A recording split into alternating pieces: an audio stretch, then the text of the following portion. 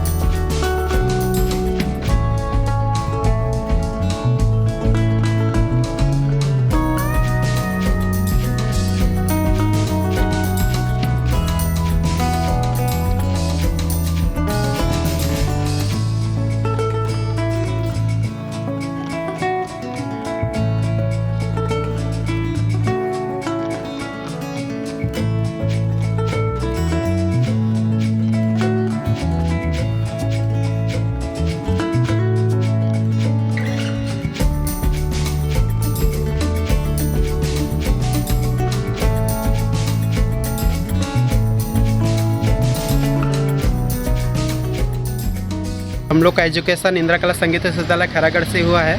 हम लोग 2017 से पास आउट है। तो उसके बाद से हम लोग फ्रीलांस कर रहे हैं वर्क। ये हम लोग को फॉरेस्ट विभाग हम लोग यहाँ इनवाइट किए हैं यहाँ सौंदर्यीकरण के लिए, तो हम उसी सिलसिले में यहाँ वर्क करने के लिए आए हैं सर। वहाँ हम लोग का क्या है, 4 साल का बैचलर डिग्री है और 2 साल का मास्टर डिग्री है। वहाँ का टोटली 6 साल का हम लोग का कोर्स हुआ है सर। जी। हम लोग क्या है, बचपन से थोड़ा सा करते थे, वही है ना, जो बच्चे के अंदर इंटरेस्ट है, हुनर है, वही इस चीज़ को आगे बढ़ाने के लिए उसको रास्ता चाहिए, जो कि हमको वहाँ खैरागढ़ में अच्छा प्लेसमेंट है।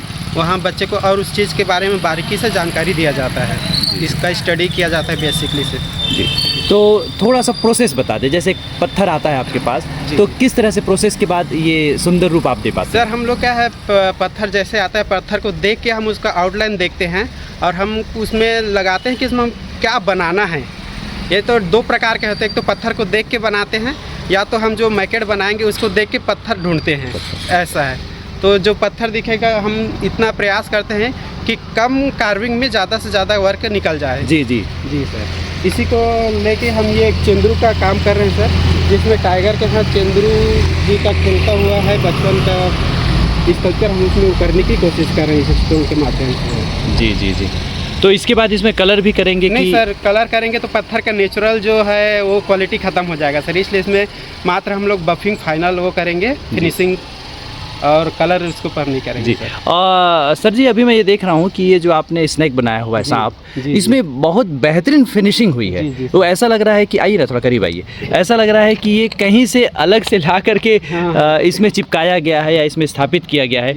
ये इतनी सुंदर फिनिशिंग कैसे आप लोग ले आते हैं? इसमें पहले का आउटलाइन हम लोग कटिंग किए, उसके बाद डिटेल करते हुए आए, उसके बाद लास्ट में हम लोग इसको पॉलिश किए हैं, मतलब बफिंग किए हैं। ये एक बार और पॉलिश होगा सर जी। इसमें 2-3 कोड में पॉलिश होता है, जैसे बारीक, रफ और एकदम बारीक महीन में, तो ये 3-4 प्रकार का पॉलिश होगा सर इसमें। तो ये थोड़ा इसका डिफरेंट और इसमें दोनों में अलग अलग थोड़ा अंतर दिखेगा। Okay okay. तो ये पॉलिश कुछ अलग तरह का आता है जो? नहीं सर, वो पत्थर का घिसने का ही एक वो है। अच्छा, प्रोसेस में। हाँ, तो ये ऐसा उभर के आ जाता है? जी सर। तो ये जितने स्ट्रक्चर आपने बनाए सब में भी यही प्रोसेस अभी बचा हुआ है? वो क्या है, उसके कैरेक्टर के हिसाब से हम उसको पॉलिश नहीं करेंगे। अच्छा जी सर। अब ये क्या है, इसमें ये इसका वो है ना, स्मूथ रहता ही है इसमें, इसलिए इसमें थोड़ा सा पॉलिश किए हैं सर हम लोग। अच्छा, तो इस तरह आपने अभी कहाँ कहाँ इस तरह की अपनी कलाकृतियों को बिखेरा है? सर अभी ये हम लोग का उधर मनेंद्रगढ़ में भी चल रहा है, अंबिकापुर में, तो वहीं के प्रोजेक्ट को देख के सर यहाँ हम लोग को इन्वाइट किए थे।